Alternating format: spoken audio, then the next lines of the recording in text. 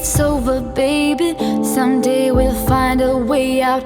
When all our strings are broken, you'll see that we could do without. When all our dreams are over, when all our hopes are dead, with this town turning colder, with all our colors bleeding red, I'll be wrinkled when the storms are hit.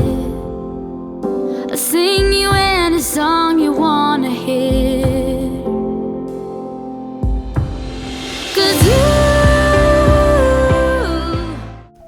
Bonjour à tous, c'est Corinne, bienvenue sur Lueur d'éveil et je vous retrouve aujourd'hui pour un podcast que je vais intituler Au cœur de la relation, la connexion.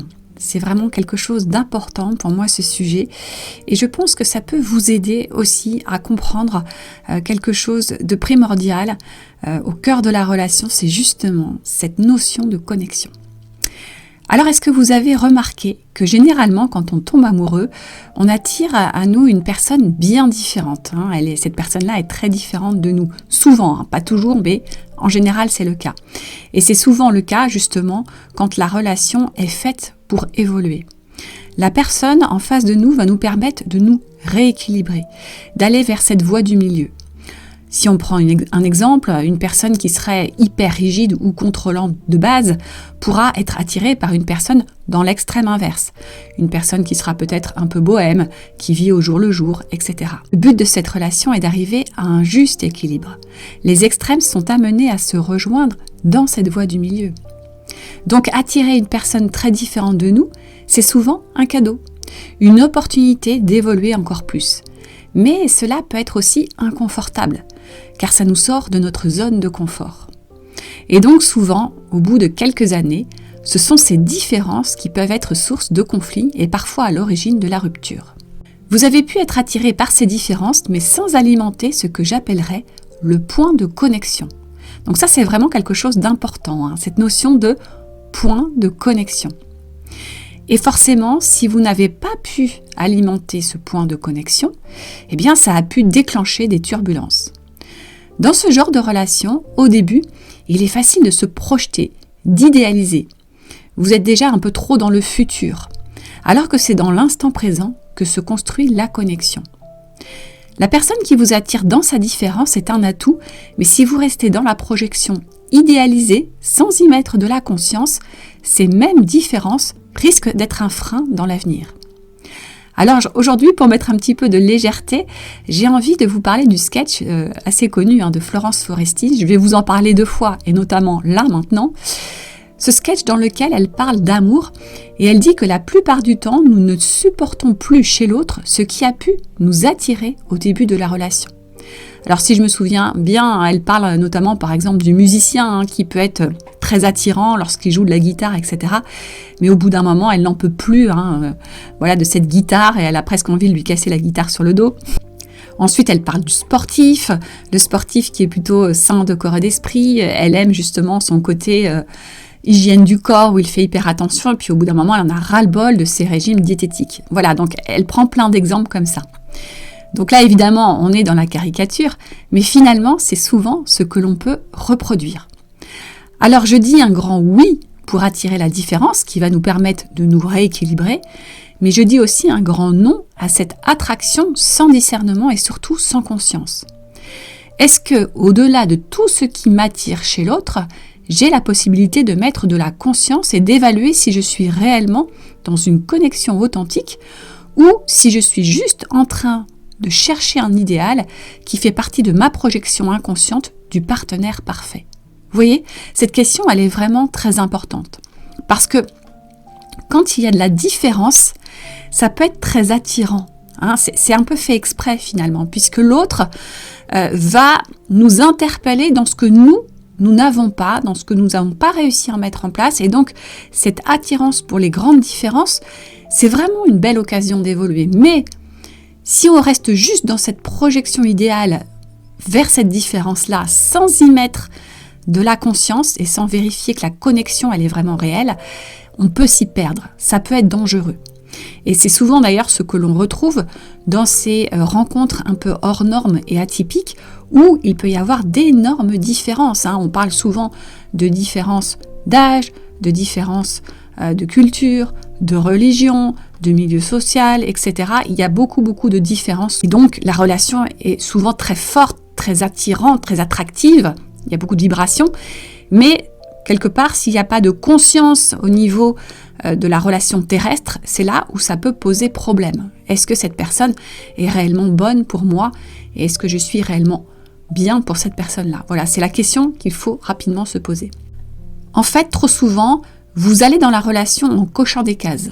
Vous vous dites, ok, il y a de l'attraction physique, intellectuelle. Alors, certes, c'est très important, ce sont des points importants. Mais souvent, vous oubliez l'essentiel. Vous oubliez d'aller dans cette notion de connexion et de vulnérabilité. Vous ne connaissez pas véritablement l'autre. Ça, c'est le plus grand challenge de la relation. Créer cet espace où les deux partenaires peuvent se dévoiler ouvertement sans avoir peur d'être jugés, sans peur de perdre l'autre. Si vous restez seulement sur l'attraction extérieure, justement en essayant de cocher toutes les cases qui vont bien, et sans aller provoquer la connexion intérieure, vous risquez d'aimer un partenaire dans ce qu'il projette justement extérieurement, c'est-à-dire son côté attractif, parce qu'il est différent de vous. Il va falloir absolument à un moment donné aller chercher l'intériorité de l'autre. Il est cet autre finalement, dans sa nature véritable, dans son essence, même au-delà de ces différences qui peuvent vous aveugler lors de la rencontre. Si on reste seulement sur l'image extérieure, qui peut correspondre à notre idéal, ça peut être différent pour chaque personne. Il y en a qui vont être très attirés par quelqu'un, par exemple, qui est plutôt riche, qui a un gros pouvoir d'achat, qui est à l'aise sur ce plan-là. Il y en a d'autres, ça va être une attraction vis-à-vis de quelqu'un d'étranger, qui va lui parler d'ailleurs, lui parler de voyage, lui parler d'évasion peut-être. Il y en a d'autres, ça va être une personne qui a réussi professionnellement, qui a suivi une voie professionnelle dans laquelle il est à une place, on va dire, privilégiée, par exemple. Pour d'autres, ça va être quelqu'un de très spirituel, parce qu'il y a un attrait. Voilà. Peu importe ce que c'est, si vous restez seulement sur cet aspect-là qui vous interpelle, sans vous connecter à la flamme intérieure, pour aller toucher la vulnérabilité de l'autre, vous risquez de passer à côté de l'essentiel. Donc c'est vraiment un point très important. Finalement, seule cette connexion, régulièrement maintenue et entretenue, vous permettra de faire durer la relation. Souvent, ce qu'on remarque, c'est que au premier rendez-vous, les gens s'interdisent de poser des questions intimes. Ils s'empêchent d'entrer dans la vulnérabilité de l'autre et de se rendre vulnérables également. En fait, ils restent en surface. Alors vous allez me dire, on ne peut pas entrer dans l'intimité de l'autre dès les premiers rendez-vous, ce n'est pas possible. Mais ce qu'il faut savoir, c'est que les questions intimes ne sont pas des questions indiscrètes. Ce sont des questions qui invitent l'autre à se révéler un petit peu plus dans son authenticité. Par exemple, plutôt que de poser la question banale « c'est quoi ton job ?», vous pourriez demander « qu'est-ce qui te passionne dans ta profession ? Quelles ont été tes motivations profondes à exercer ce métier ?» Ça peut être une question pour savoir un petit peu plus ce qui anime l'autre. Pareil, plutôt que de poser la question « quels sont tes loisirs ?», vous pourriez aller plus loin en demandant par exemple « qu'est-ce qui t'anime profondément dans la vie ? Qu'est-ce qui te passionne ? Qu'est-ce qui t'appelle ? Qu'est-ce qui résonne en toi quand tu fais tel type d'activité ?» Vous voyez ce que je veux dire ? On ne reste pas en surface sur quelque chose de très extérieur dans « je fais ci, je fais ça ». D'ailleurs, c'est souvent comme ça qu'on se présente quand on est face à quelqu'un. C'est le prénom, le nom, l'âge, la profession, etc. Mais on reste vraiment en surface et on ne va pas dans l'intériorité de l'autre et comprendre pourquoi la personne, elle aime ci, elle aime ça. Qu'est-ce qu'il y a à l'intérieur de cette personne-là ? Alors, ce qu'il faut savoir aussi, c'est que cette connexion peut se faire à plusieurs endroits, quelque part. Ça peut se faire dans les mots échangés, dans les regards, dans le sens donné à la relation. Si, par exemple, il y a un côté un peu plus spirituel, un peu plus profond, plus vous allez plonger à l'intérieur de l'autre, et inversement, plus l'autre va plonger dans votre intériorité, plus vous allez faire vibrer la flamme de l'un et de l'autre, plus vous rendrez cette relation profonde et vous lui donnerez un sens qui va au-delà du sens pratique, du côté on coche les cases, ok, il a ci, il a ça, je sais pas moi par exemple, ok, je coche son milieu social, ok, je coche sa profession, ok, il a ces valeurs-là, ok, physiquement il y a ci, il y a ça. Ça reste trop de la surface. Ça reste trop superficiel. Et là, je peux encore faire une petite référence au sketch de Florence Foresti. Alors, c'est peut-être un autre sketch où elle dit à un moment donné, dans la vie, on a besoin de pratique. Par exemple, elle parle des jouets en bois en disant que c'était un vœu pieux d'acheter des jouets en bois. Mais le jour où on se prend le premier jouet en bois dans la figure, ça fait mal. Donc après, on achète des jouets en plastique, c'est beaucoup plus pratique.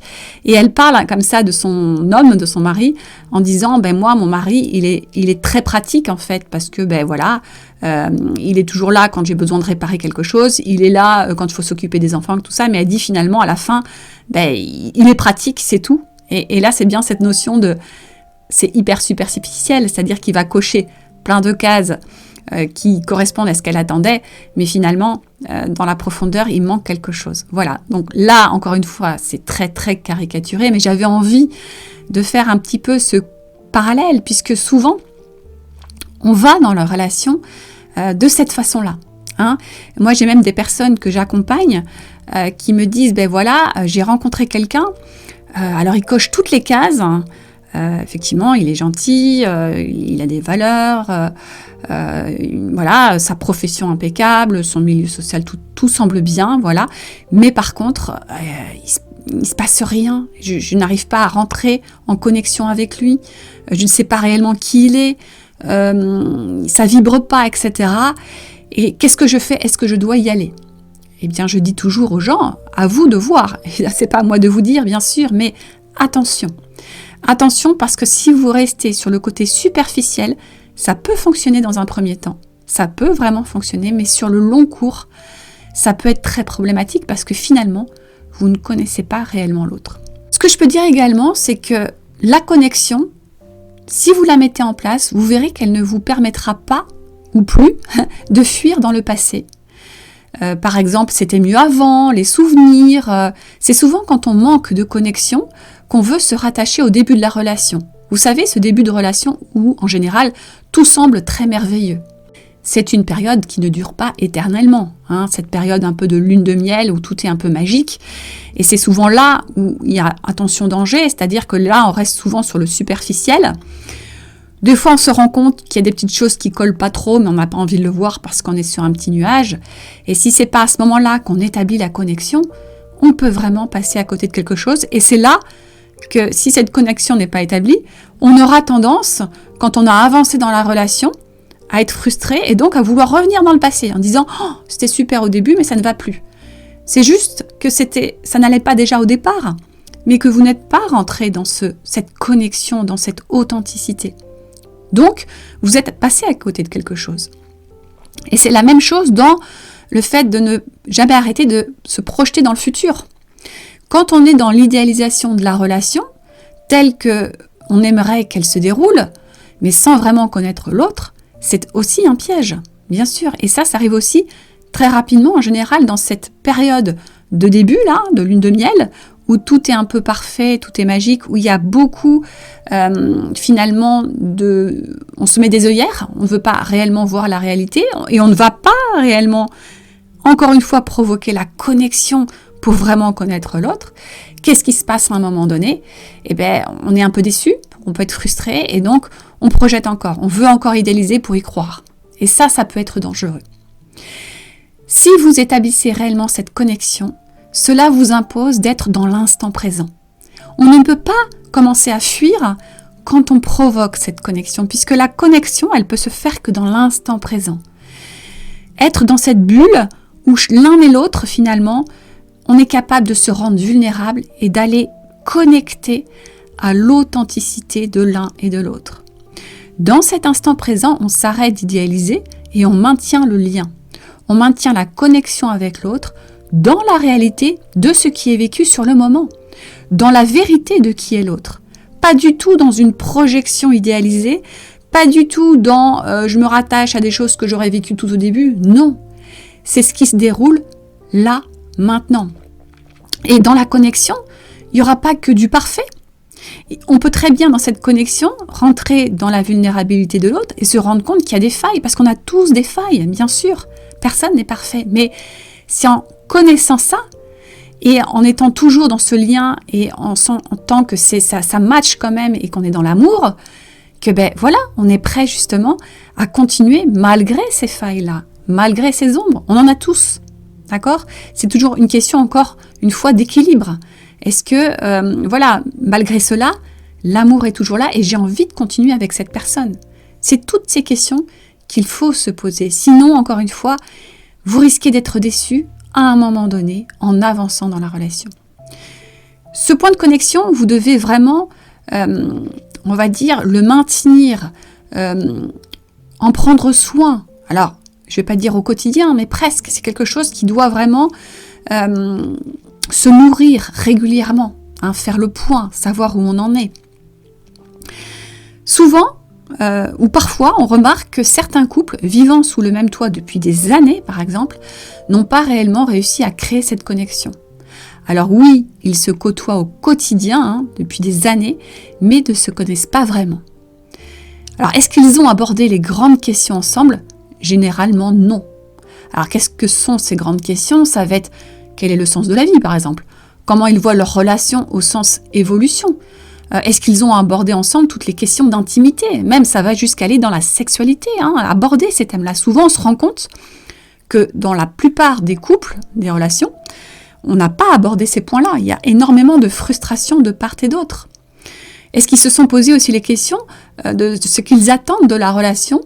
Quelles sont leurs limites ? Quels sont leurs désirs ? Éventuellement, est-ce qu'ils ont parlé aussi de leurs fantasmes ? Si certains peuvent être évoqués, peu importe. Mais est-ce qu'ils sont allés assez loin dans cette authenticité ? Bien sûr, on ne peut pas tout dévoiler. Il y a toujours une partie de nous qui sera notre petit jardin secret. Mais plus ce jardin secret est énorme, c'est-à-dire qu'on n'a rien dévoilé, plus ça risque de poser problème.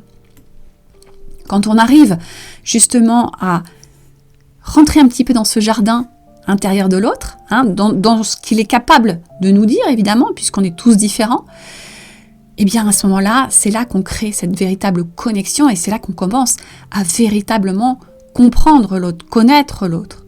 Et puis, on va être beaucoup plus mature émotionnellement, puisque quand on n'est plus dans nos masques, quand on est dans cette authenticité, on n'a plus besoin de commencer à se cacher, à adopter des schémas comportementaux qui sont dysfonctionnels, aberrants, etc. Il y a une profonde, on va dire, compréhension de part et d'autre qui se met en place. Et ça, c'est important. Trop souvent, les couples acceptent certaines choses parce que c'est comme ça. Ça a toujours été comme ça. Et c'est là, souvent, que les frustrations ne tardent pas à venir. Alors moi, j'aime bien, justement, donner quelques astuces pratiques pour, justement, entretenir cette connexion et cette conscience au sein de la relation. Et je peux vous proposer quelque chose qui peut fonctionner dans votre propre couple. Alors bien sûr, si les deux sont d'accord. Parce que, quelquefois, dans certains couples, il y en a un qui peut être prêt à cela et pas l'autre. Il faut juste vérifier ça, en parler, en discuter. On ne peut pas forcer, évidemment, l'autre à entrer dans cette envie de connexion. Il faut que ça vienne de la personne, bien sûr. Alors, qu'est-ce que c'est cette astuce, par exemple ? C'est une que je trouve vraiment intéressante. C'est par exemple la tenue d'un journal de bord ou journal intime du couple. Certaines questions ou certains sujets sont plus faciles à aborder une fois les mots posés sur le papier. Écrire, quelquefois, c'est beaucoup plus facile que directement entamer une conversation avec l'autre. Donc, ça peut être comme idée de partager un journal intime ou un carnet de bord avec la personne de votre cœur. Ça peut être un fabuleux outil pour mettre en place justement cette connexion et la faire évoluer. Ce journal de bord, ce carnet de bord là, ou ce journal intime, ça peut être quelque chose d'écrit sur le papier, ça peut être aussi, je sais pas moi, si vous préférez le côté électronique, ça peut être, je sais pas moi, j'ai n'importe quoi, un groupe WhatsApp que vous allez partager ensemble, peu importe la manière dont vous le mettez en place.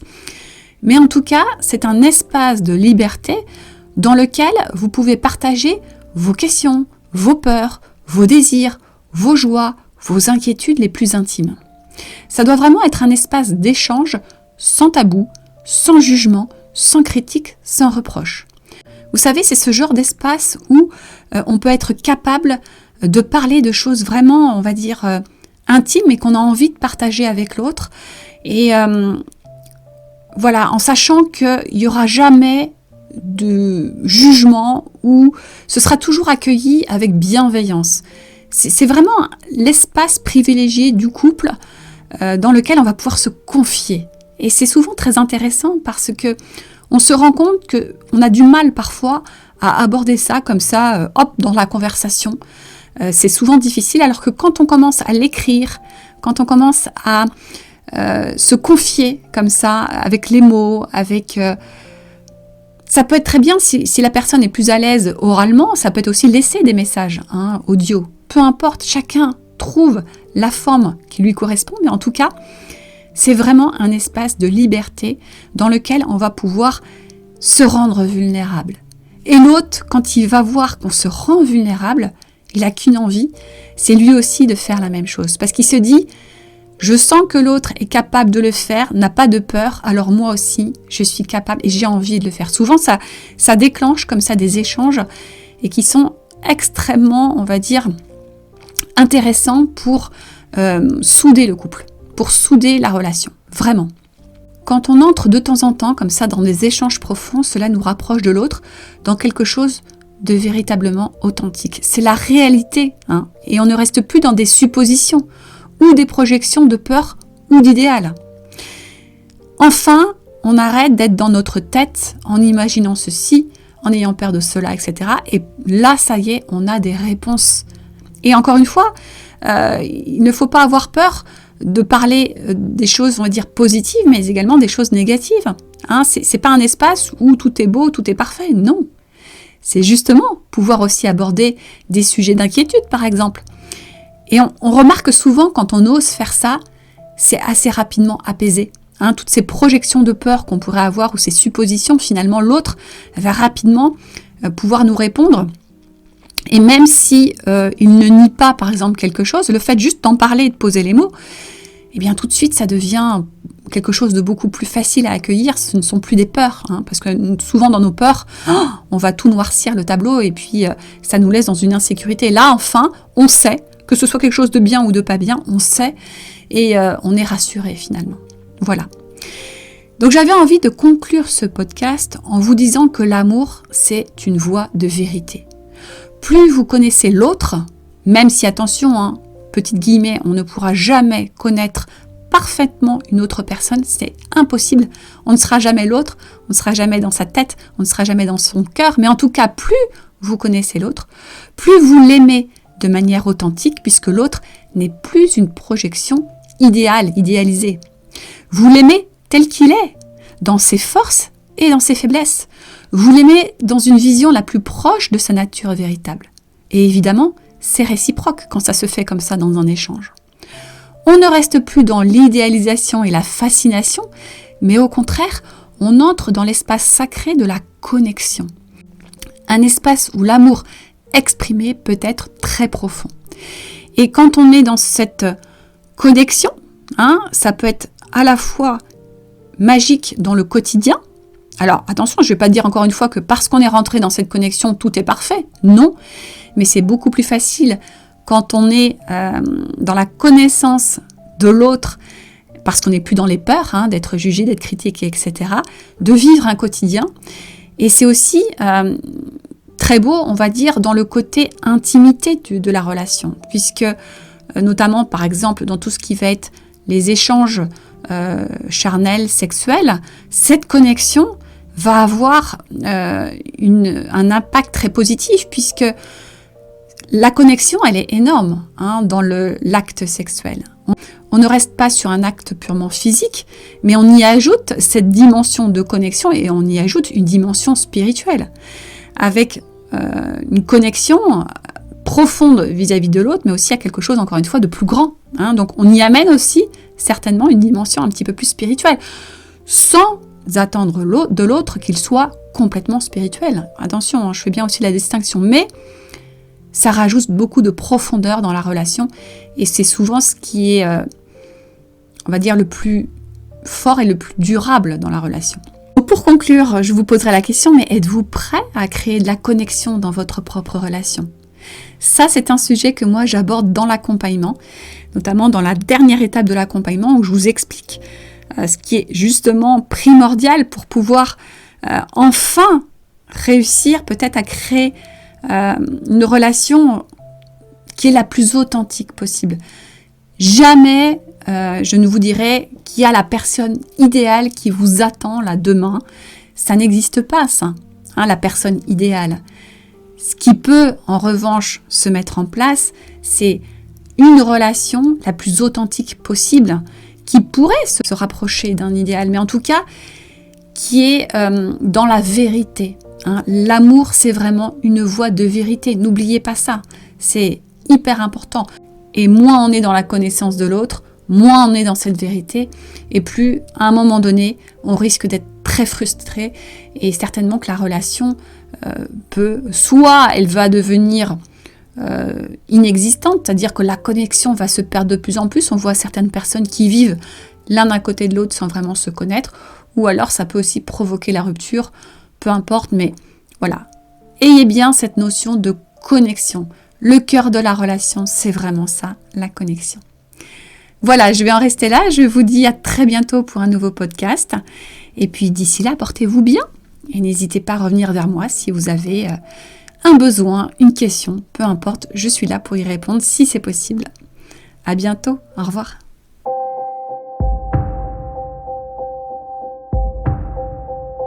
One day it's over, baby. Someday we'll find a way out.